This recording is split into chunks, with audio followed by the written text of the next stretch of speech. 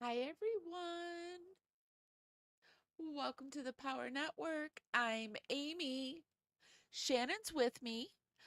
Today is Highly Strange Daze, and one of my favorite paranormal series is Spooky Scary Storytime. And in honor of that format, Shannon and I are sharing our scariest spooky scary stories. And some we even have some submitted by you, our audience. So let's sit back and scare our pants off each other as we drift into some highly strange days tonight. I'm rolling the intro while the algorithm brings in the rest of the power crew. Shout out to our replay crew. Love you, babies. Welcome to Highly Strange Daze. I'm Amy. And I'm Shannon. My neighbor Jennifer sits all alone.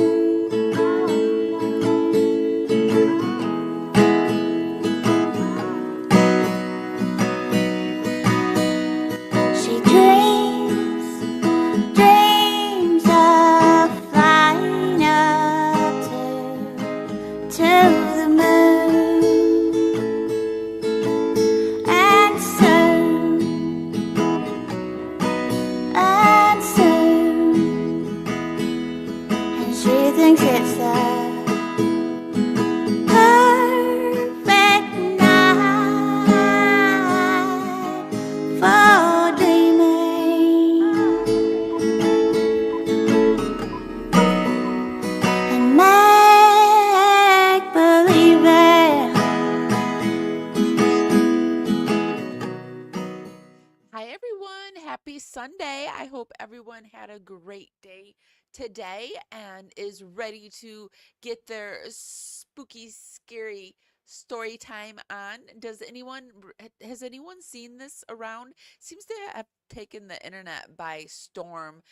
I've seen her over on TikTok. She's on Spotify, Facebook. She's just everywhere. And Shannon said to me, we should do a spooky, scary time story of our own. And I remembered that one of our audience members had even sent in some spooky, scary stories. So I thought, what a great idea. So, guess what, guys? I have Shannon here with me to do this. Hi, Shannon. Hi, Amy. How are you? I'm good. How are you? Good, Hold on a thank second. you. Let me get you Um, on here. it Let sounds me. like we have an echo again. Oh, no.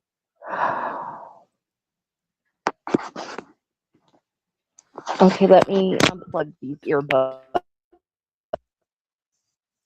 I don't know because I've got Okay, an. can you hear me? Yeah, I can hear you. I don't have an echo on my end. Am I echoing? No. Hold on. I got a cough, though. Hold on.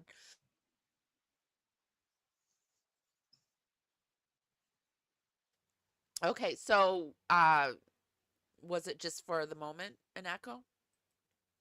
Okay, it doesn't sound like I'm echoing. I'm just delayed. You're delayed. Yes, I think so. Well, I've got a storm going on Oh, here. dear. So I think maybe that's what's happening. Oh, probably. That's why I was like, I was a little worried, but then, nothing was flashing or anything. And so I thought we would be fine. That's why I suggested we go a little early, but then Oh, you weren't ready and, it's still storming, so it doesn't matter. But is it going to be disruptive for you or I just need to remember to speak a lot quicker. let me see. My mic is low, they're saying. Um, is that better? I can hear you, but I I'm don't. still delayed. Oh, But you sound good. okay. Well, I don't know. Let's try it, and if it's too, because I have had it where there's a delay. Where is it where you're talking and you can hear your voice coming back to you, or is it where you're talking and you don't know where when I stop? I can hear you when you stop, but my voice sounds later than when I'm actually talking.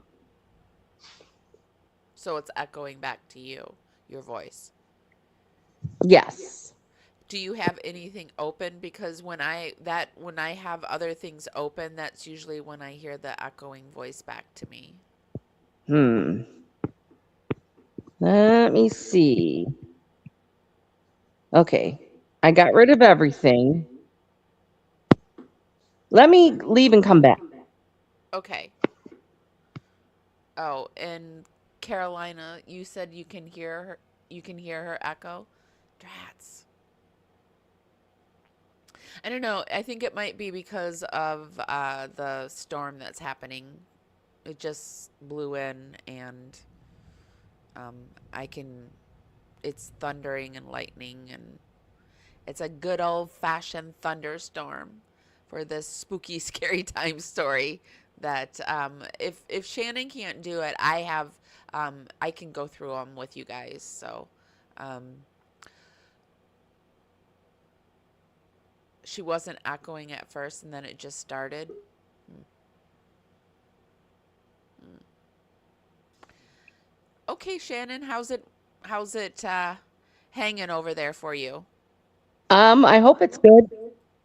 Oh, there's still a delay, but it's not as long of a delay. They are saying they're hearing your echo. Oh, are they? Yeah. Crap. I don't know what it is either because I thought it was Mm-mm. me, and so I got the new mic, and I don't.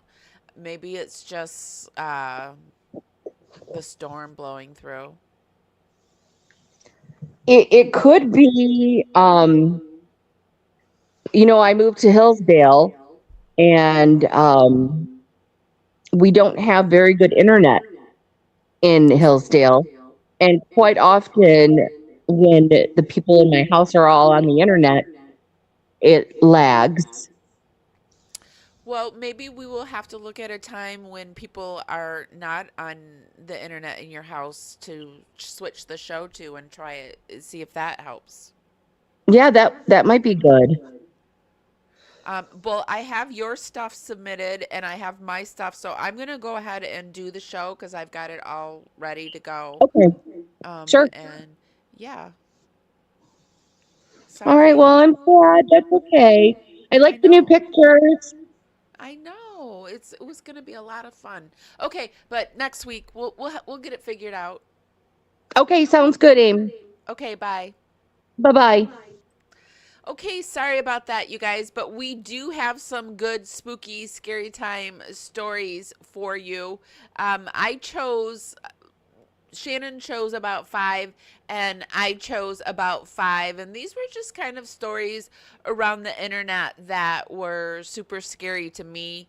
And obviously scary to Shannon. But I want to note too that in doing these usually paranormal, scary, spooky stuff scares me, right? But with all this stuff that's happening in the world with the Epstein files and like them literally actually eating babies, this stuff just doesn't like hit like it normally does. It's not as scary as real life, which like blows my mind, and I think that's important to say. But shifting into spooky scary story time, I have been really getting into the my roots, and my family comes uh, from Michigan, but they did a mass migration from Kentucky to Michigan, and before that, I think they had came from Scotland. So I really have been getting into the Appalachian Mountains, and so I thought we would start out with a few Appalachian woods super scary stories. But let me get my screen all situated. I'm a little thrown, so let me also get myself a little centered.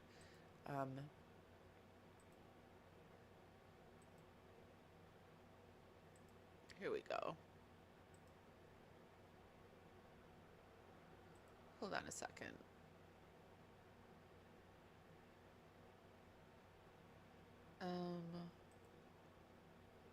No.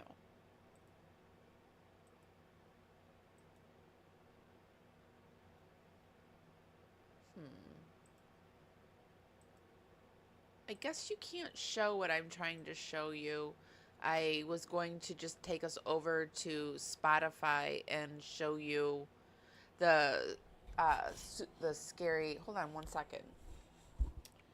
Hold on one second.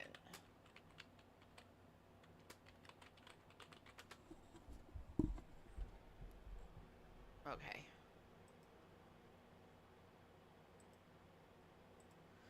There we go. Okay, so I was gonna I had Spotify up and ready to show you that this is where I had first seen her over on Spotify on the Spooky Scary Storytime. But I know the minute I show you a photo of her, if you've seen her, you'll know who I'm talking about. She speaks really fast, and here is an example of one of her Spooky Scary story times.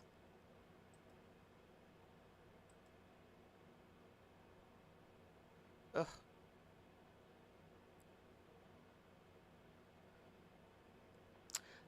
Hold on, my computer is going really slow. Hold on one second. She said a few years ago she was dating this man who was super close to his cousin, who was just a genius. He was incredibly intelligent. He was a little bit awkward socially, but had an insane IQ, was always testing off the charts. And after he graduated from college, he applied for a job with the government. The interview process took... Oh, shoot. My browser. It says my browser stopped sharing. Hold on a second. Wow. I hope this isn't going to be the flavor of the day, of the night. Seems like it is. Okay, so this is the lady from the Spooky Scary Time stories. This is one of her stories. I knew someone who worked a high security clearance government alphabet agency job, and it destroyed them biologically. This story came from someone we'll call Destiny, and she said a few years ago she was dating this man, and he was super close with his cousin, who was just a genius. He was incredibly intelligent. He was a little bit awkward socially, but had an insane IQ, was always testing off the charts, and after he graduated from college, he applied for a job with the government. The interview process took over a year. There were countless interviews, meetings, travel, testing, and he was never able to share with his family exactly what he was testing for, or even which agency he was going to be working with. He couldn't even tell them what the interview process was like besides generalities, like, oh, I took a test today. But he was awarded the job, but all they really knew about it was that he was given the highest security clearance available for digital technology, and he was relocated immediately. Prior to accepting this job, this guy had lived with his family. He was very healthy. He worked out all the time, and then he moved across the country and was living completely alone. Even though Destiny's boyfriend was very close with this cousin, he couldn't really talk to him, but they just kind of heard through the grapevine from his mother, like, oh, he bought a new house. Oh, he bought a really nice car. He's doing so well. And when they did talk to him, all he would say was that he worked with computers. They knew he was making a lot of money. He didn't come home for the entirety of 18 months. But after 18 months, he tells the family coming back. It was all very sudden, and he moves back home. And when they see him, they are shocked because he is not at all like the person they remember. His new expensive home that he had just purchased and drove his very expensive car back across the country to stay with his parents again. And when he got back, he was very sick. They almost didn't recognize him. She said that he had doubled in weight, but it was like water weight. It was almost kind of gruesome. Limbs were puffed up and swollen. His skin was like elastic. He couldn't even walk.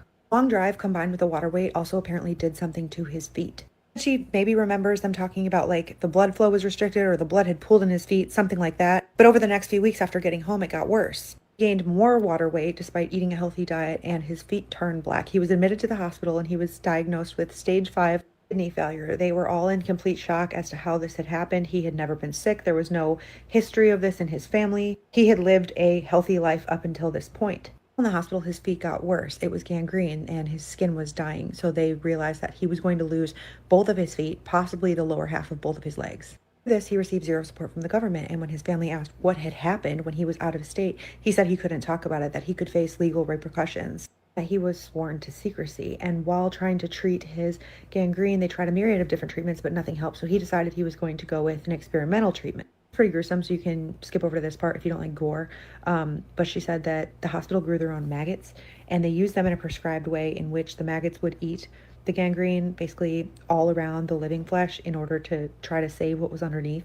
They had these maggot treatments daily, and it actually did work for the most part. They were able to save parts of his feet, even though he'll never be able to walk again. Destiny says that her relationship with that man ended, so she doesn't really know what happened to the cousin, but the last that she knew, he was on dialysis for his kidney failure. That I don't think he's alive anymore, but my relationship ended badly, so I never wanted to reach out to find out. But I have some suspicions about what happened. He was obviously working with this alphabet agency, and he had top secret clearance. She said, I always wondered if maybe he found something or learned something or maybe refused to do something, and they made it very easy for him to just go away. So this is an example of some of her spooky, scary time stories. And we're going to start off with one of my picks, which is from the Appalachian Mountains. Like I said, I have been really getting into ancestry, and I know my family comes from Kentucky, and so I'm fascinated by these mountains. Plus, I'm an earthy kind of girl, and I like to go out camping and being in nature. So this kind of stuff is scary and fascinating. I got an Appalachian story. Everything that we watch, I will put down in the YouTube show notes. Today, we're coming to you on YouTube, Facebook, and Twitch. So be sure to show us love on the platform that you're viewing us on. In my email, and that might be one of the craziest Appalachian stories I have ever heard. Tonight's submitter did tell me I could use her real name, and her real name is Stacy, and she will be tagged in the description. So Stacy goes on this hike. Nothing crazy. She had been on this hike before during the day, but she's on this hike and suddenly she loses track of time. Boom, it's pitch black outside, and she looks down at her phone, and her phone is only at 3% battery and there's no signal. So she figures that she'll just go straight until she ends up hitting a road. Big mistake, because she didn't end up hitting a road. She ended up going deeper into the woods. Now, I feel like I've heard this story before, but she said that she can use her real name on this, so I feel like maybe this is where this story originated from. Tell me if you've heard this before, but it's really creepy. Something felt off, like the trees weren't right, like they had been growing in pain, were her exact words. She kept hearing these sounds, not animals, not wind, like something was whispering, and she heard this metal clicking sound. Then she starts hearing what sounds like wind chimes, but not regular wind chimes. It sounds like they're made out of bone, and they're off tune. At this point, she's like, I don't understand where the sound is coming from, but I need to get out of here. So she continues to walk, but then she sees something through the trees. It's this pale light blue light. So she's like, oh great, a campsite, maybe somebody can help me. So she starts walking towards it, and she starts to see people, or what she thinks are people. She starts to realize very quickly that these people don't look right. They're wearing old nightgowns, they're very dirty, and it looks like there's blood on them. Then she gets even closer and she's like, oh my God, their faces are wrapped in gauze and their hands are all red. At this point, she just stops and she observes for a second, because she's like, I have no idea what's going on here. She observes and she realizes that they are operating on something, literally operating on something. There's someone laying on a table made of wood and bone, and she's just staring at this point when suddenly one of those people looks up at her. They look directly at her, and she swears she couldn't see eyes, but she knew that they were staring at her. And then she heard a whisper. At first she doesn't know what it's saying, but then she realizes what it said, and it said, "You're early. We can begin." So she just books it. She didn't care where, she just started running. This absolutely terrified her. And as she's running, this dog appears out of nowhere. It was just standing there in the middle of the path, black as night, glowing eyes, making no sound whatsoever. So she thinks this dog is gonna attack her, so she gets scared again and she starts backing away very slowly, and then she turns around and blinks and she's in a different part of the woods. It's like she teleported. But that dog, it was still behind her, but she didn't hear it move. No panting, no pause, no breath. She started running again because she's like, I have to get out of these freaking woods. She's absolutely terrified at this point. But every time she runs, she stops. She doesn't see anything. And then she hears those wind chimes again. And then she turns and she looks and she sees the dog again. She's not giving up at this point. So she starts running again and she stops again, except for this time she doesn't hear wind chimes. She hears something like, it sounds like someone is blowing through some type of horn, or like she describes it as like she thought someone is blowing through a bone. Like that's what she was picturing in her head. Like a loud horn that sounded like a bone. She says she's not really sure how to describe it or how she knew this. It's something that she pictured in her head, but like she heard it. It was loud and it was clear. So she's just standing there at this point in complete disbelief, and she's terrified out of her mind because she doesn't know how she's going to get out of these woods. And as she's thinking all of these thoughts and hearing this sound through this like horn, she hears a whisper, and it says, You're almost there. Let us open you up. This scared her out of her ever-loving mind. So at this point, she starts praying. And she's actually praying out loud. And she's saying, God, the universe, someone, can you please help me? Like, I don't understand what's going on. I need to get out of here. Suddenly, she's alone again. And it's just her in the dark. But it's very, very dark. Finally, she breaks through the trees and she sees a road. But it's not a road that she recognizes. It's stretched forever in both directions. No signs, just blacktop and trees. So at this point, she's trying to think rationally. And she's like, okay, I'm gonna walk until I see a car or a car passes me. And suddenly a car does pass her, but it doesn't stop, even though she's waving her arms. She screamed too, but they didn't even glance or slow down. Then she hears footsteps behind her again, and then she turns around, but there's nothing there. So she turns back around and she sees this woman, but she's wearing a wedding dress. This woman is just standing on the side of the road, not moving, and she looks very pale, and she said that her eyes looked very sad. She does think it's a little weird that she's wearing a wedding dress and she's on the side of the road, but she's like, it's a person. Hopefully this person can help me and tell me where to go. So she asks her for directions and she's like, hey, am I going in the right way? I'm trying to get out of these woods and to this certain spot.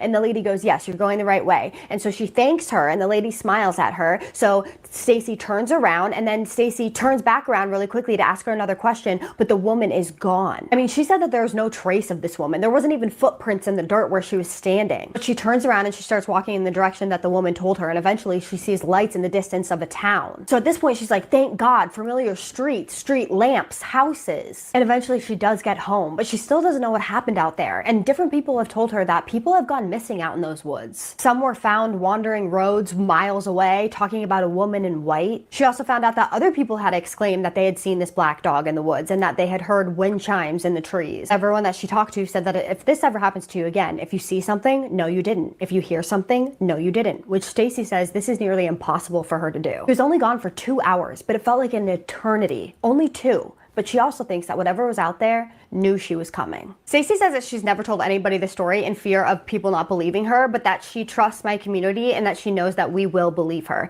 And I do believe her. Okay, so I think it's really terrifying that there's this woman just standing in the middle of the woods in a wedding dress in white. And after all of that, I would be like running and then I'd see that and I'd be like, oh, this. Okay, universe. What are you doing here? Like just this woman standing there in a white dress, a white wedding dress. And then there's this Appalachian rule that like if you see something, no you didn't. If you hear something, no you didn't. Mind your business, walk away. You know, just that's a real thing. I've heard so many of these Appalachian stories and they all say like, nah, you just didn't hear nothing. You didn't see nothing. Just, you know, keep it moving. Keep it moving. Here's another one about portals that I thought was pretty scary. The whispers scared me too, but like spooky kisses and haunted hugs. If you ever find yourself hiking in Appalachia and come across a staircase like this, do not go up it. Someone left this comment right here and I started doing a little more research and what I found is astounding. There have been so many reported sightings of these abandoned staircases in the Appalachia woods. And it's a known rule that you do not go up these stairs. The story I'm about to tell you is chilling. This man had been hiking the Appalachia Trail for a few weeks when he came across this abandoned staircase in the woods. He said it was super out of place and that the stairs actually were like very clean, even though there was like a lot of leaves and stuff that had fallen. The staircase was like immaculate. Intrigue got the best of him, so he decided he would go up and just check it out and see where it led to. But he said as soon as he got to the top, everything just got eerily quiet. He looked around for a little bit at the top of the stairs. It was nothing too interesting, so then he just turned around and went back. But when he got to the bottom of the stairs, the trail was gone. He wandered around trying to find his trail for hours. It was starting to get dark out and he was really nervous that he was going to be stuck out there all night. And that's when he saw this like faint glowing light through the trees. The closer he got towards it, he noticed that it was a fire and it was a couple of other hikers that were camping out for the night. He was super relieved at first, but then something was off. He said their clothes were super out of date. They were wearing these boots that were like caked with mud. And he said that their backpacks, like instead of the normal hiking gear, like nylon backpacks, they were like these canvas totes. He said he walked up to the group and introduced himself, but they didn't say anything. They just smiled at him. He was really freaked out at this point, and he was like, I'm lost. Can you all point me back to the trail, please? And they all just slowly pointed back in the direction of the staircase. At this point, he is freaking terrified. He turns around and like hightails it out of that campsite. Eventually, he was able to find his way back down to the trail, and this is the really freaky part. Once he gets back down the trail a little ways and finds a place where he feels safe to camp out for the night, as soon as he starts unloading his bag to put up his tent, the sun starts coming up. What he said should have only been about a 2-hour experience ended up being the entire night. This story had me spiraling, y'all. Have any of you all ever had an experience like this or heard of these staircases before? Drop it in the comments and let me know. This one really interested me because when Shannon and I first started out talking on Highly Strange Daze, we did one of our first episodes was Beware, exploring the terrifying phenomenon of stairways in the woods. These stairs that are appearing in the woods. What do you think about them? You know, I didn't really know it was a thing until you mentioned it as a potential topic. So I have researched it a bit, and you know, the thought of them is very terrifying. And you know, if I saw a set of stairs standing independently in the middle of the woods somewhere, I would definitely walk away as fast as I could, not look at them, eyes to the ground. But I don't believe that they are truly paranormal. Yeah, I wonder if they're more governmental. But what scares me is it seems like, see, I would have just normally, okay, I can't put the baby bird in the back, so you're going to hear stop it and a lot of flat talks. But I would be afraid that my drive to go up the stairs would become stronger because it seems like it increases your want to go up them. And I'd be afraid I'd go up the damn things. Yes, I think so too. Although I am disabled, and so I don't know that I would be capable of really going up the stairs, at least not very far. That's so a good point. That's because I'm technically supposed to be disabled too, but I forget I'm disabled and I just go.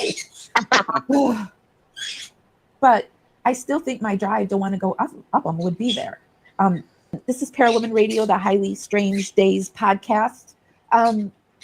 If you could give this live a thumbs up, helps us go out into the algorithm, bring more people back to the party. It's just a free way to help us out. We're coming to you over on YouTube today. Hi, YouTube. We're over on Facebook. Hi, Facebook. And we're on X. Hi, X. So if you could give us love, however you do on each of those platforms, it's just really appreciated. Here we go. I think what got me really nervous about this clip that we're about to see is that it supposedly took place in Michigan, which is where I am. Yeah, that's what scared me too. I'm never going in the woods again, I swear. Well, yeah, and I think it's highly unlikely. I think what got me really nervous about this clip that we're about to see is that it supposedly took place in Michigan, which is where I am. Yeah, that's what scared me too. We safe, drop our stuff off at the lodge. There's like 35 of us. You're allowed to spread out because you guys are on the same trail, but everybody's within 2 miles of each other. There's always park ranger way behind. There's always park ranger way ahead. We're technically with a lot of people, but it's just me and Zen. The lining of trees on the side of the trail is like really, really, really dense. You couldn't see a deer if it was 10 feet in. I look off to the right and there's a gap in the trees and there's like a staircase 100 yards into the forest. It sticks out completely. It's so out of place. It looks like it's plucked out of a mansion. It looks like you were building a Sims house and you chose this staircase, but you just put the staircase there and then you deleted the rest of the house. But it just stops. It doesn't go anywhere. It's only like 10 feet high. That's weird. We look at each other. Doesn't it not seem like he's being interviewed here?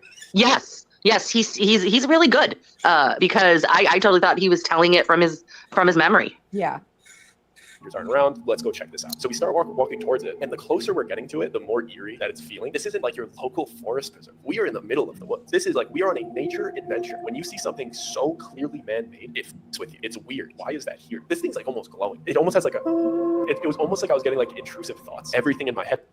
See, it's there where he's saying like it gives you intrusive thoughts and it's glowing. That's why I would fear my mind. Oh yeah, definitely.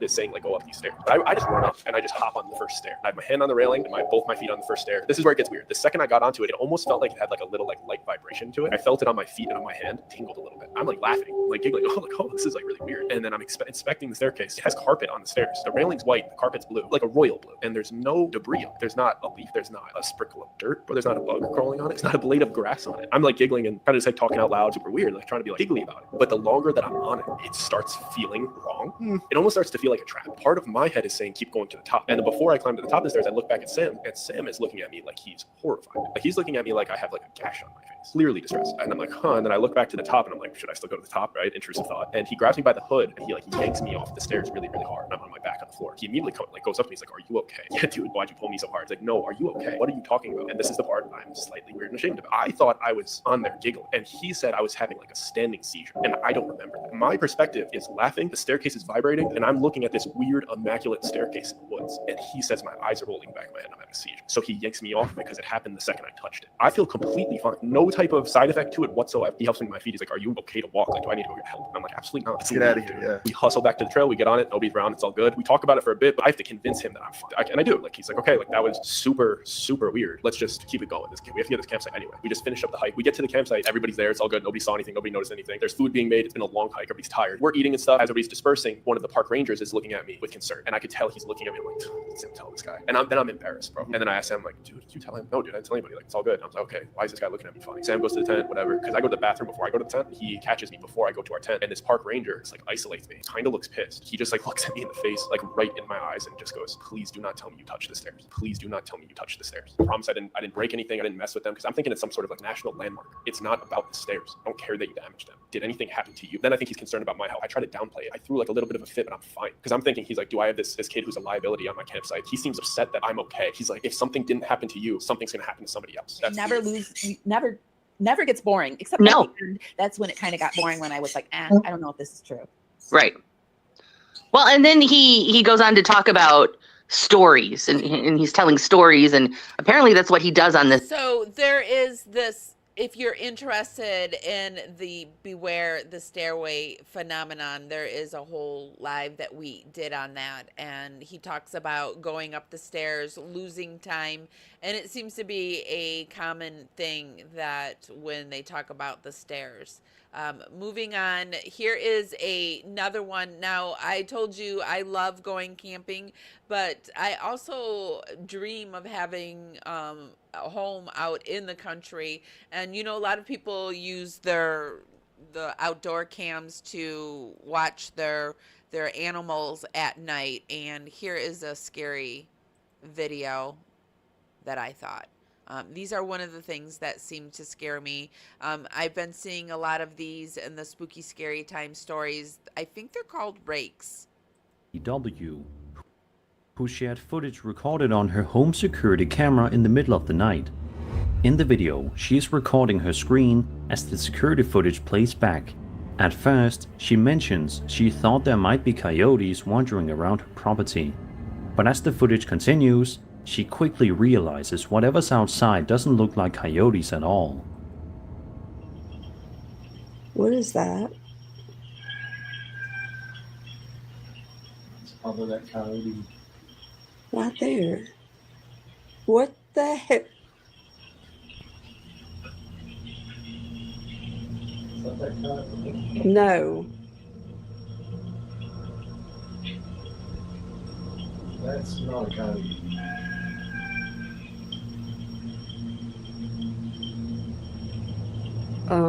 That's a person. Where's the dog? Oh, you better go now.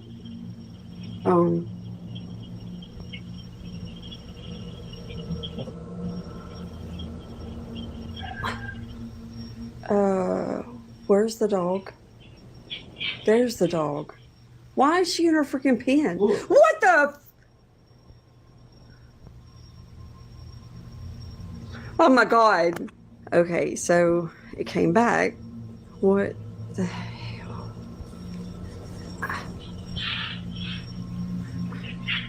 Is it the one you saw in the place? And the dog's just staring. So why is it that dog not barking? I Oh my god. I don't know. I don't know. Throughout the video, a strange, pale, humanoid-looking figure can be seen moving around the property. It walks unnaturally, lingering in certain areas as if it's exploring its surroundings. The longer you watch, the more unsettling it becomes. At around the 2 and 3 minute marks, the creature suddenly runs off, disappearing into the darkness. It almost feels like it noticed it was being watched, or maybe it was startled by something else entirely. Seeing something like this roaming around your property while you're asleep is enough to make anyone uneasy. Some believe this could be footage of an unknown creature, possibly something cryptid-like, caught briefly on camera. What do you guys think? Do you think it's a person, or do you think I think there's these things, these governmental things that have been set loose or gotten loose because it's moving so unnaturally. It's probably that coyote. Right there. What the heck? Is that that coyote? No. That's not a coyote.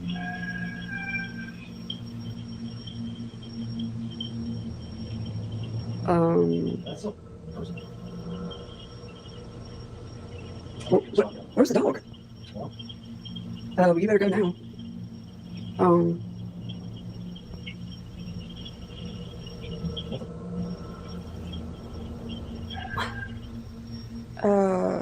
Where's the dog? There's the dog. Why is she in her freaking pen? What the? And how did it get over there? Do you think there's more than one of them? And the way it's running, it seems like it's running in like Oh my god. hyper speed. Okay, so what do you guys think? What do you think that is? I think that's creepy. I think that's definitely creepy. And speaking of creepy, I think when kids get involved in paranormal activity, it's one of the creepiest things there is. And so here is one of a kid getting in on the creep factor.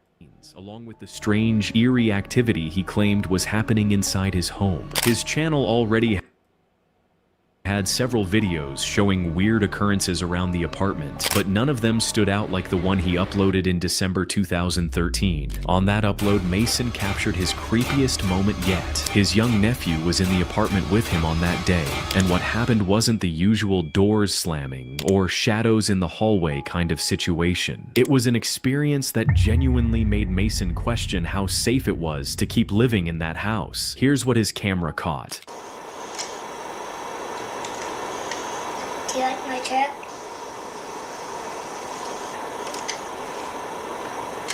I got it for my birthday. 6. Carson.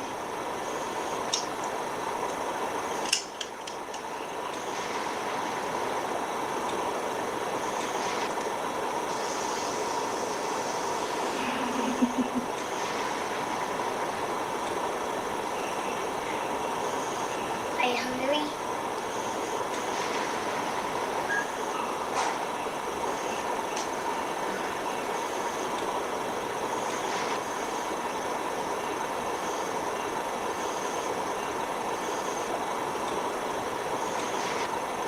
Do you live here?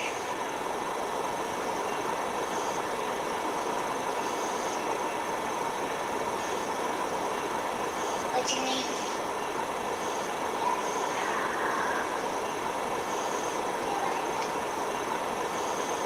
That's my grandmother's name.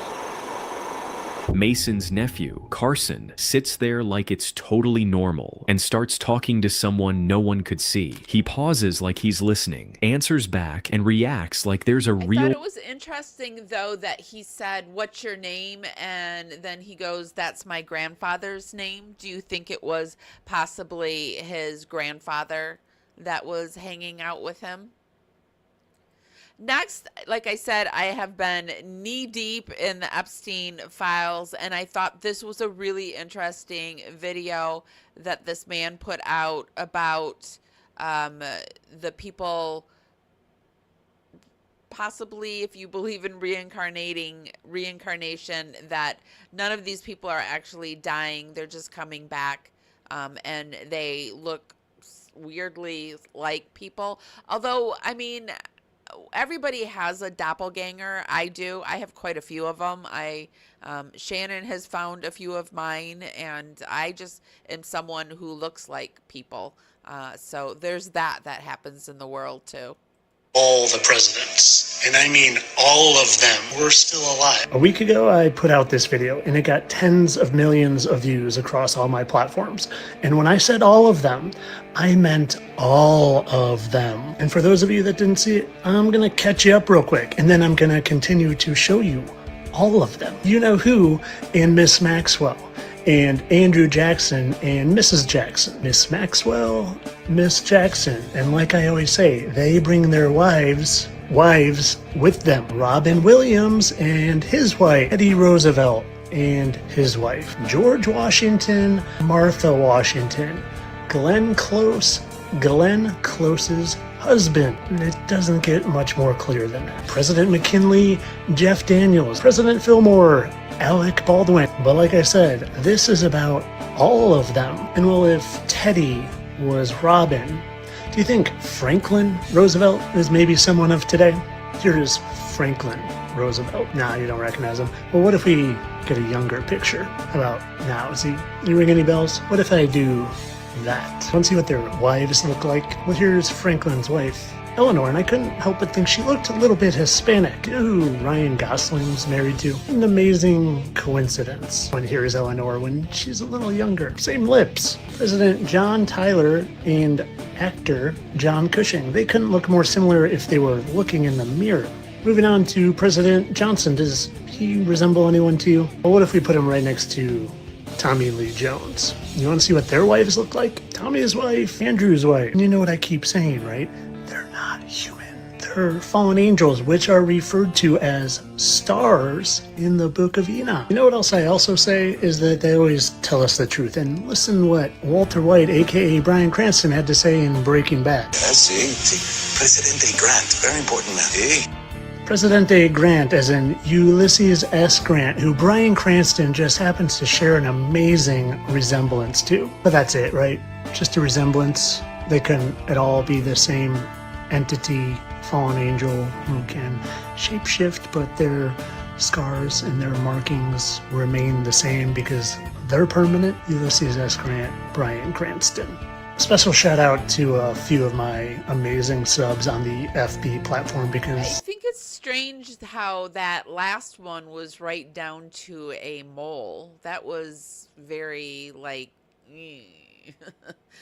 this stuff is getting a little too weird, and I was feeling actually overwhelmed earlier today from all of this. I don't always I feel like this has to happen because the world is, I don't think we're getting darker because it was always happening. I think we're actually, the light is cracking the darkness, and it can get really messy before it gets better.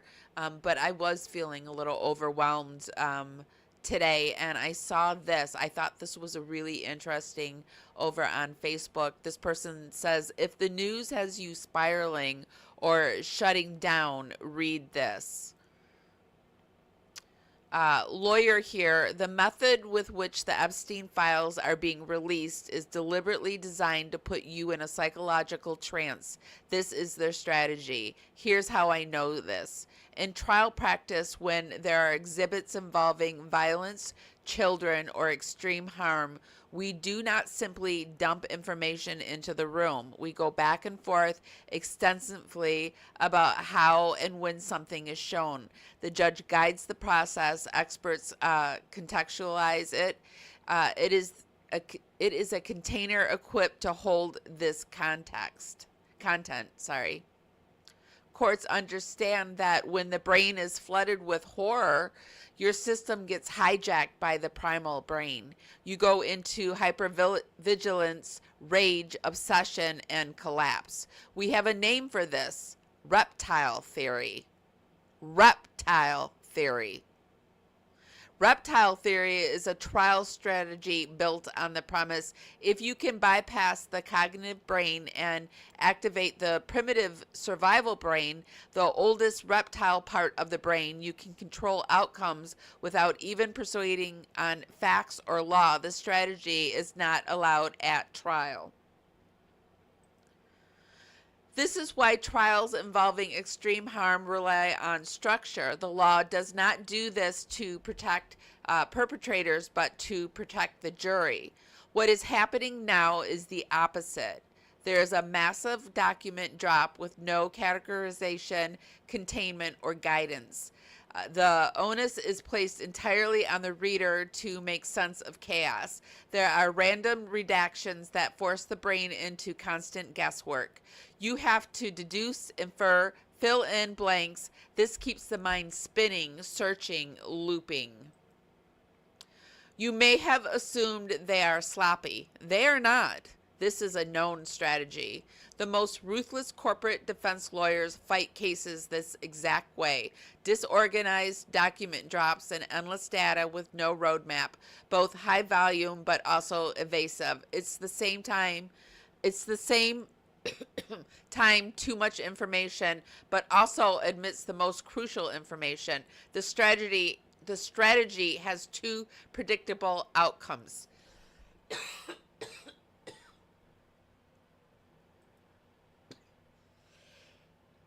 Excuse me. One, you become consumed. You deep dive. You push to get more information. You stop sleeping. It takes over your life. Your focus narrows until there's nothing else. Gradually, they frake all of your life force. They keep you locked in an endless energy loop in their sick mind games. You become one of their victims. Two, you disengage completely. You decide it's too much, too confusing, too overwhelming. You walk away. It implodes from your exhaustion. Either way, they win. Same here. We receive events frozen in fragments. There's no arc, only horrifying snapshots, only horrifying snapshots. A nervous system can only hold horror only if sequenced, paced, and contextualized. If it's not, it will oscillate, fixate, or shut down. What you are being fed is exposure to terror without containment. Make no mistake, this is a psychological guerrilla warfare. I wish I could read this without coughing. When the nervous system is overwhelmed, it seeks relief. This looks like outrage, doom scrolling, obsessing, or wanting to throw your phone into the ocean. Time starts to collapse. Days blur together. You check your phone compulsively. You think, I just need to understand this piece, but there is no final piece. There is always another fragment, another horrifying horror dangling just out of frame, and you lose your agency. When the trauma cannot be held by the people who used it and cannot be processed by systems designed to contain it, it looks for somewhere else to go. It looks for nervous systems capable of carrying the terror. Mothers are particularly vulnerable to psychological warfare because of our protective instincts. So your body begins to alchemize what the children could not because they were in a shock state. They were in a shock state. And what these men responsible refuse to metabolize. So you feel it all. You feel it in your jaw, gut, chest. You are weary around your kids. You rage at your partner. You cut out relatives. You feel irritable and you have a headache and you can't sleep. You feel crazy. This is the trance and where they want you. Please know that. Super important. You are not crazy. You are not having a normal biological response to abnormal you are having a normal biological response to abnormal psychological warfare.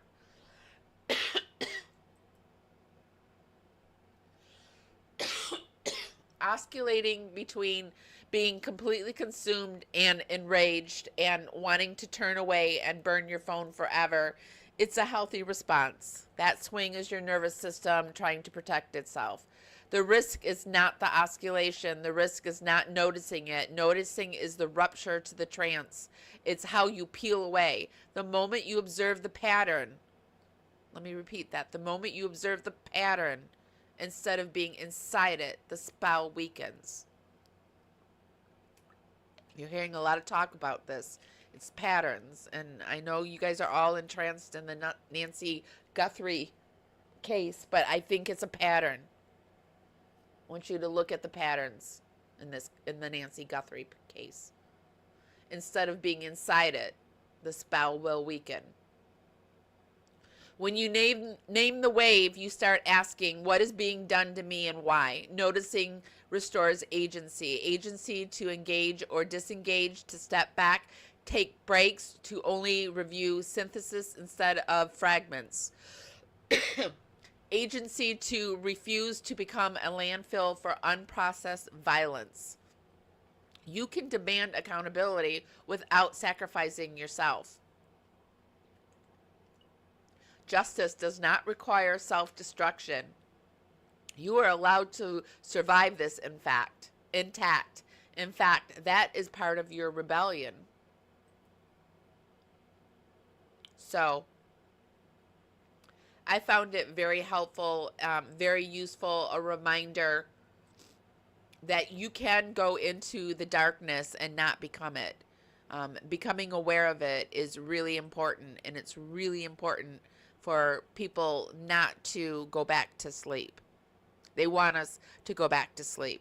Just, lull us back into complacency and comfort, and just, they're there, go back to sleep. We'll handle things. Don't go back to sleep. This Modrica is one of my more favorite spooky scary time storytellers, and this was one that I thought was really interesting. Is a panorama of the electric tower from the 1901 World's Fair in Buffalo.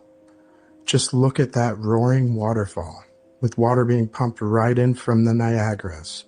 I'll show you footage of the rest of this World's Fair in another video.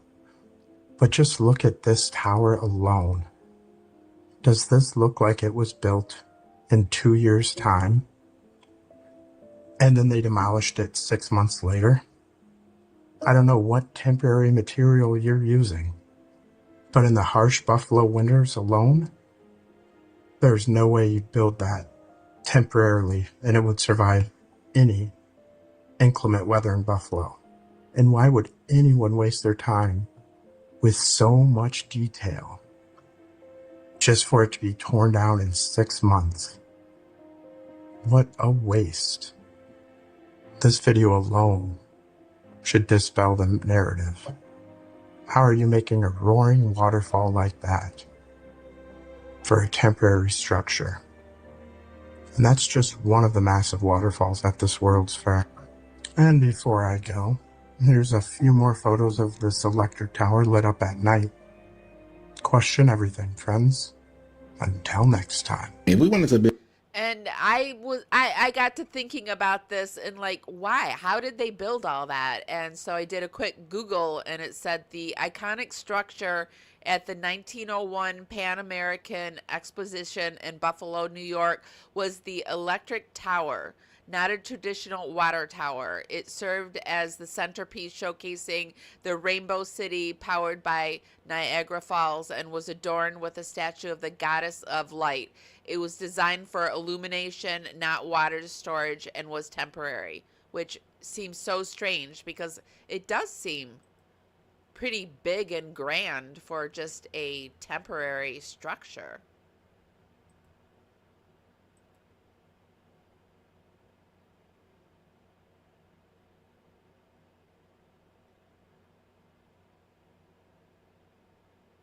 What do you guys think about this?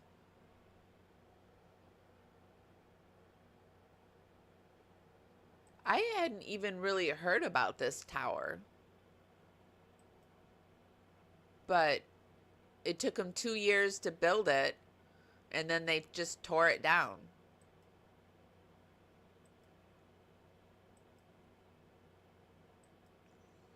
Got any people from New York?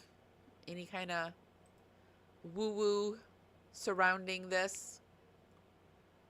Because I've heard the idea is that, like, with the wars and in World War II, a lot of people were saying that a lot of the war was actually to destroy important energy sources around the world. And when World War II happened, they took the bells down, and the bells were a source of energy.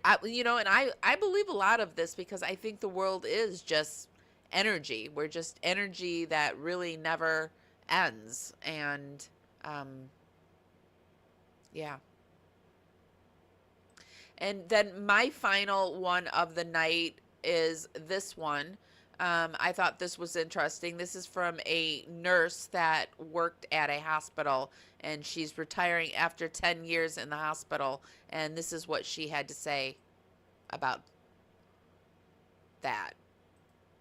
So I am lucky enough to say that I'm retiring tomorrow. Tomorrow is my last day of my 10 years of working in a hospital, and I'm going to share with you some things that I really think you guys need to know as somebody who's been doing this a hot minute. My other video got kind of taken down, but I'm going to say it again. Do not put your name on the registry, okay? You can donate, share your life, absolutely, share your organs, but do not put your name on the donor registry. They took down that video, so I'm going to kind of stuff it in here and see if we can keep going and maybe it'll slide. They are trying to kill us with our food. They are. I'm sorry. I've been seeing 20-year-olds who are coming in with cardiac problems. It's not just the food, the energy drinks, the vaping, all of those things, guys. You know that they're testing the bread and the candies to see what kind of poison they're putting in it. And the reason they're putting poison in our food is because we have a for-profit healthcare system. They are trying to make us sick so that we spend our money in healthcare. How do you get cancer? How do you get any of these diseases? Diabetes. It's all on what you put in your body. We have to stop eating processed foods. Please stop vaping. Stop vaping. Cigarettes are, I think, better at this point than vaping. We were seeing people coming in with pneumos because they try and hit that cartridge too hard and they actually pop a lung. You have to quit vaping. That will send you to an early grave. And they don't want us to get older because we're paying into Social Security, right? And they don't want us to hit the age where we actually will take it. What defense do we have at this point in this country? All we're trying to do is just live our lives. Always get a second opinion. I know. Anytime a doctor or anyone diagnoses you with anything, always get a second opinion. They might be the highest, best doctor in the thing. Always get a second, maybe even third opinion. Medical people are humans and they make mistakes. Please protect yourself. I love medicine and I feel very grateful to. I want you to hear this one more time.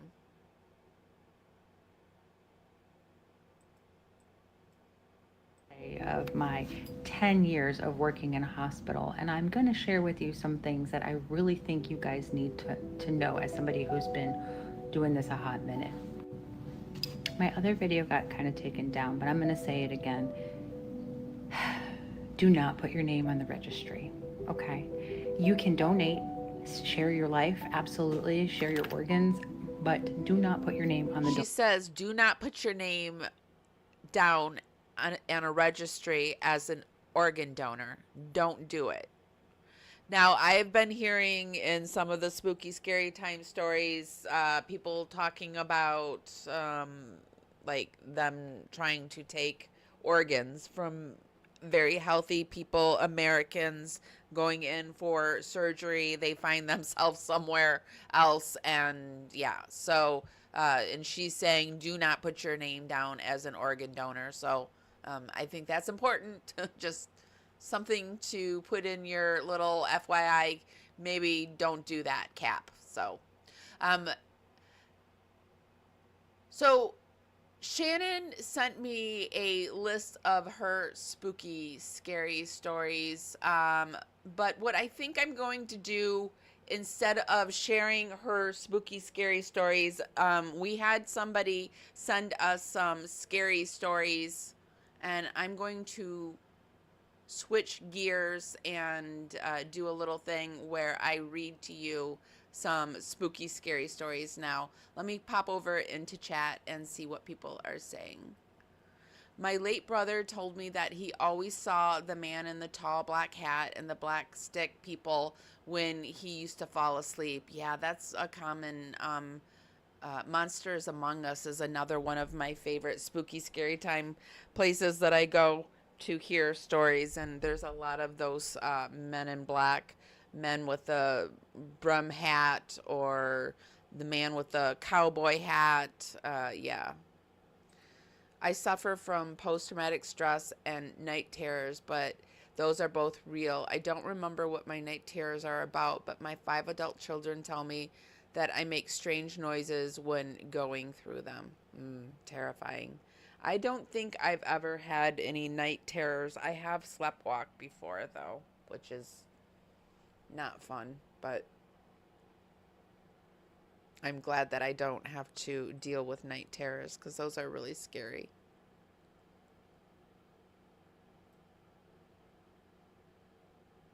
My grandma used to give us a spoonful of sugar every single time that we got frightened. I don't know how that helped, but I know that we got a bunch of cavities. Hello, Latoya. So good to see you. Yeah, my back has been really, oh gosh. And then I went right into a fibro flare. It's like, you know me. I'm like still in it. That's why I'm doing weird stuff with my words and stuttering and whatever. Whatever, you guys. I get so tired of like the constant up and down of autoimmunes, but right? I'm sure we all do. The ghostly bride is real. Okay, let's keep going. Let's talk about this spooky, scary story that was sent to me. Let me get it up. So these are experiences, not in any specific order. They didn't say I could use their names, so I'm just going to use the names that are in the story and not necessarily, well, let me see. Does it say I can? I saw recently that you asked for fans of your page to submit personal and true paranormal experiences. Well, I've had a few throughout my life and have noticed an uptick over the last few years. Attached is a list of the most that I can remember. Please feel free to read on air if you wish. If you have any questions or want more details, please let me know. Thank you and stay spooky. And I will just say, well, I mean, I'll just say it's Brian that sent it. So thank you, Brian. We will stay spooky, and let's get into your stories. So Brian says, not in any specific order. Sleepwalking a lot as a kid. When I spent the night with the Nolans, they had a doggy gate at the top of the stairs to make sure I never fell down the stairs. Well, that was nice of your neighbors. Or whoever the Nolans were. Have a vague memory of waking up in the front yard one night.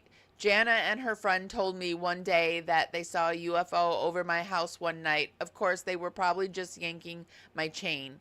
I remember one time my sister told me we had just moved back from Ohio.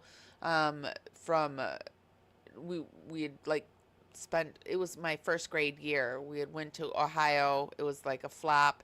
We had moved back and we were living in my aunt's basement, and my sister told me that she saw this old person rocking at the edge of my bed in this rocking chair, and it was over for me. It was over. It was not like I was always trying to get in bed with my mom at night after that. I was just terrified. So I get it. I get having people just wanting to yank your chain. One night as a kid, I was with Dad at school, probably after a rehearsal. I was walking through the school at night. I saw something that looked like an evil Santa. It scared me to death, and I ran all the way back to the auditorium. I was younger than 10 years old. Well, I have questions here. Was it like around Christmas time, or I mean, like Could it have been a statue of some sort dressed as Santa? I have questions about that one. Deathly afraid of being at home alone as a kid. I was too, to the point of panic attack if it happened. When I would get really scared, I would speak a phrase not in English or any other language I know that would calm me down. I'm not sure where it came from. And it's spelled VEDUM with WHIZ, and then it says fanatic caca. I don't know what that means. I was 16 years old.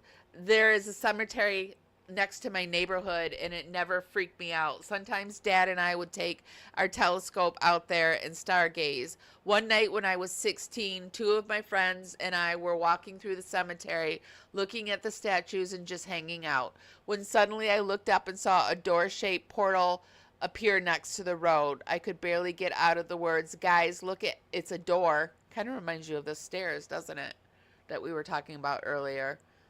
Sure enough, it was a solid pitch black door next to the headstone. One of the two friends started walking towards it to check it out. I pulled him back by his collar, and we ran back to the car and headed home. I wonder if that has something to do with the stairways, because we talked about how it gives you this real urge to go towards it instead of away from it. In high school, me and my friends were hanging out at the beach in PCB, saw a flashing light out on the horizon, thought it was lightning at first. We flashed our flashlight at it, and it responded back. Flashed a couple of times, and then it shot up out of sight. To this day, I can't sleep with the closet door open. It must be closed at night. Don't know why. I'm the same, but I know why. I had something come out of my closet. In 2016, I was in the backyard stargazing after letting the dogs back inside. It was around 9:15 p.m. I looked up in the sky and saw a bright light about 15 to 20K feet up, moving pretty fast in a straight line. It was a solid light, no blinking either. It was moving from west to east very fast. Suddenly made a 90-degree turn north and hit warp speed. Didn't slow down at all, but a hard left 90 turn. Then within 2 minutes, I watched another solid bright light moving west to east very fast. Looked much higher in the sky, faded out of sight, back in sight, and then back out. Possibly could have been a satellite or the ISS. In 2006, Sean and I were sitting on the floor rolling a ball. He's 2 years old. I'm sitting on the floor with my back facing the front door. Sean all of a sudden starts to freak out, saying, "Lights, Daddy, look, bright lights." He was pointing directly behind me and scared to death. He jumped into my lap, and Cowie, our dog, was sitting next to us and was growling at something behind me. Slowly, I turned around and saw nothing. At the same house, we saw shadow figures and sleep paralysis for the first time. Tammy woke up and paralysis for the first time. Tammy woke up and saw a woman floating above her. Holy hell. Ugh. Jeez. Stayed at a haunted hotel. I did that too in Ohio. The Park Plaza. I don't remember. It was the Winter Carriage. Something. I don't remember mine. Stayed at a haunted hotel, the Park Plaza Hotel in Winter Park, Florida. Oh, I think that's near me. Stayed for a couple of nights there on business in Orlando. I heard footsteps in the hallway on the hardwood floors in my room. Felt something sit on my bed while I slept.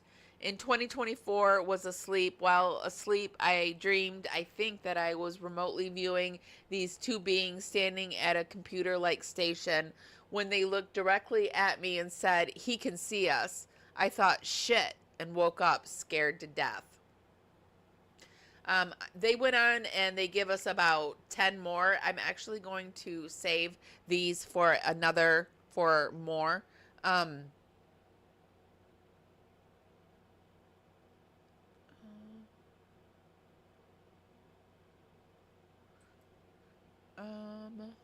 Yeah, feel free to email me and we can talk about it. I don't have any patches. My ex-mother-in-law asked me if I had any of those patches, and because she sends them to me. She sends me these little care packages, which is really nice, and I'm all out of them. I'm all out of them, and I don't really like cold. Like, I know you're supposed to alternate between cold and heat, but I can't really do that. But I can do like the lidocaine and stuff like that. It makes it feel cooler. I don't know. I don't know if that's all in my mind, but it makes it feel cooler, and I can do that. Okay, guys, I think I'm going to wrap it up here. Unless you want me to show you some of... Let me see what Shannon sent. I didn't even take a look at what Shannon sent. See what she sent. Just as for funsies.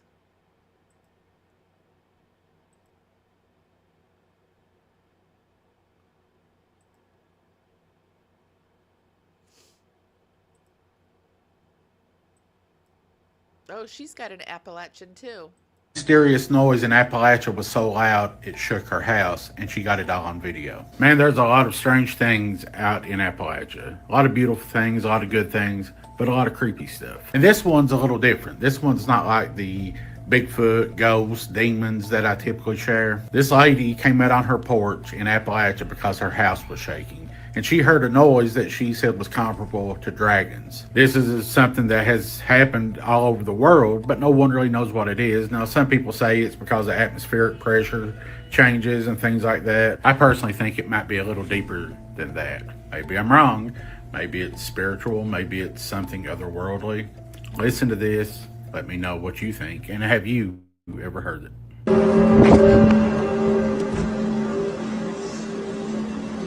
I know I'm a little slow, but that's not an airplane. It's not a rocket. Maybe the dragons have been released. Somebody pissed off Godzilla. I don't know. What the hell is this? Whatever it is, it's shaking my house.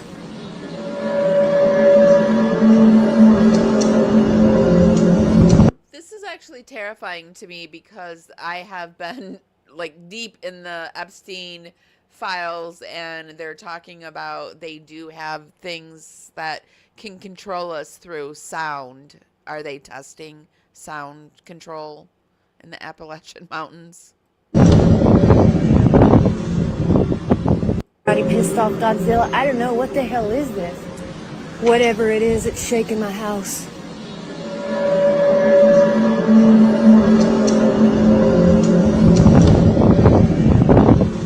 What do you guys think? This is all for entertainment and educational purposes only. We urge you to go out there and do your own research. Yeah. Yikes. Let's see what else she sent us.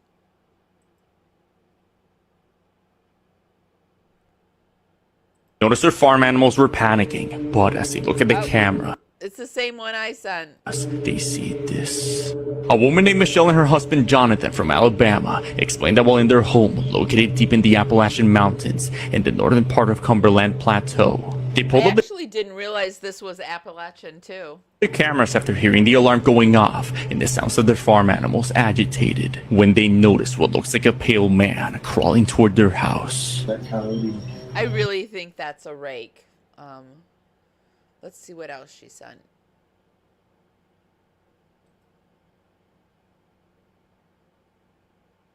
To the house this morning. Girlfriend just came upstairs screaming, woke me out of bed, said that there's something on the roof, and I don't see it. She thinks one of them's up there somewhere. She just woke me up again and said she heard it on the roof, and this time so did I, so... What the frick's on the door? Okay. Oh, holy shit. All right. So is one on the other side of the house. Look at this guy's face. Where'd it go? What is that? What the son of a... Hola, buenas tardes. People are always like, oh my God, we got this like really nice plot of land and it's like alone. First of all, you're not really alone. Second of all, you got to remember that los spookies aren't locked out there with you. You're locked out there with them, mijo. So I'm going to just stay in a hotel when I come visit, okay? But anyway, Representative Latinos Against Spooky Shit. I don't know why you kept going on in the middle of the night. And I know people are going to be like, oh, pero y sus animales? What about his animals if he has any? Man, fuck the animals, okay? It's every chicken, deer, goat, horse by themselves. You know, and your wife kept sending you out there. I think she's got an insurance policy on you. Like, you should check into that. But my recommendation for this one, move out. You've got enough cars, you know. I edited the video a little bit, but in a couple shots, you can see that they've got... It does seem like they come back to one spot if it is a dog man, because I was just, before this show started, I was over here on this channel watching this Isaac Cappy story. Oh, wait. No, sorry, that's the wrong one. Sorry, that's the wrong one. I was watching this other guy. I don't have it pulled up. I was watching this too, this Isaac Cappy story, which is like just blowing my mind, actually. But the other one was a Dogman story where this guy was playing basketball. He had met this woman and he was going to meet her at this park. And while he was waiting for her to come to the park, he met these guys playing basketball, and she stood him up, and he ended up playing basketball with the guys, and then they decided to walk to the liquor store and get a drink afterwards. And while they were walking to the liquor store, this dogman attacked them, and he thinks it was the woman that he had met and who had stood him up. So, yeah, reminds me of that. It really does. Yes, this is my email right here. Yeah, the chupacabra. I remember the chupacabra because back in the day when we were doing the Parawomen radio, Shannon's sister, Beth, the chupacabra, was her favorite. Mine was the Bigfoot. I don't remember maybe the chupacabra was Shannon's too. And we did this thing where we interviewed people that ran the Mothman Festival or went to the Mothman Festival. So yeah, I love talking about cryptozoology. It's one of my more favorite things to talk about. Yep, we did an episode on the Cecil Hotel. We just did. Yep. Okay, guys, I'm going to wrap things up. I do have some creator panels that I'm pulling together this week. I am going to be talking about the Epstein files, but I am going back to talking about hidden true crime. I have a issue with Dr. Yon, and I'm going to talk about psychology and psychologists, and should they really be on the internet offering their services when they are so-called doctors treating people. So we're going to take a look at that. We've got some Gypsy Rose Blanchard stuff we're going to be doing, and we also have some Sarah Boone. So that's what I got on tap. Look for probably a building the case tomorrow morning with me, or just a hidden true crime live that I do. I know I need to get caught up on all of that. I'm going to take a look at the Nancy Guthrie, and I'm going to look at it more like the conspiracy theory, because I think it's very strange. There's a lot of strangeness, and I just think it's a psyop to get us looking at the other way when all this stuff just dropped about them running the largest PDF ring in in the world. And don't just think that it's happening in the United States, my friend. We're just the ones that have our ass showing right now. I promise you, it's in every single country. So anyway, that's what we're doing. And thank you, Kim, so much for being here and being the best moderator. I would love to get to 10K for President's Day. So be sure to hit that subscribe and that thumbs up button.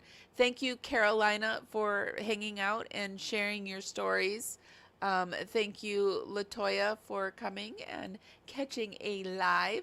Thank you to everyone hanging out in the outer regions. It's so good to have you here with us. If you have a spooky, scary story that you would like us to share, feel free to email me, parawomanradio@gmail.com. It's going across the screen on the banner. Kim has it in chat, and it will be over in the YouTube show notes. And everything we view tonight will also be over in the YouTube show notes. So if nobody's told you this today, and even if they have, I'm still going to tell you guys this. I love you guys so, so much. And hey, I'll see you guys next time, okay? Bye.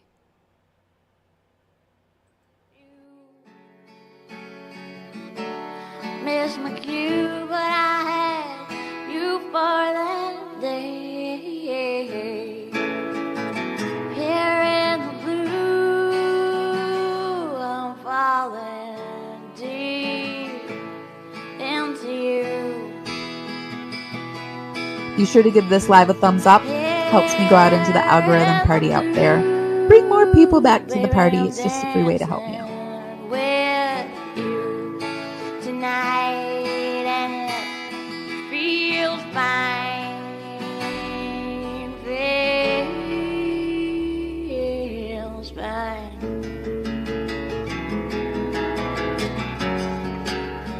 Baby, I'm dancing with you tonight. Here in the blue, I'm dancing and falling out, hoping for some time with you.